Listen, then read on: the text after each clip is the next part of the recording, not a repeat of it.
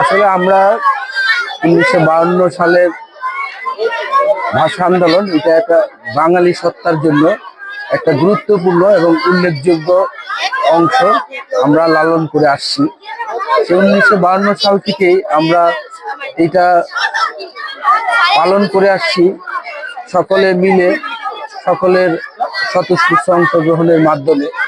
আসলে আমাদের এই জেনারেশন আস্তে আস্তে তারা প্রযুক্তিগতভাবে এবং অন্যান্য আধুনিক সংস্কৃতি বা পাশ্চাত্য সংস্কৃতির সাথে তারা ওতপ্রোতভাবে জড়িত হয়ে গেছে।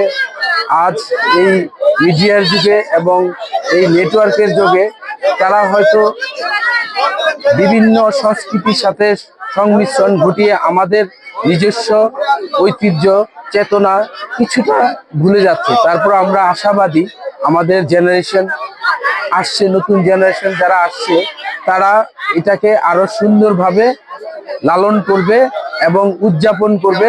আমরা আশাবাদী, নিরাশ হব না।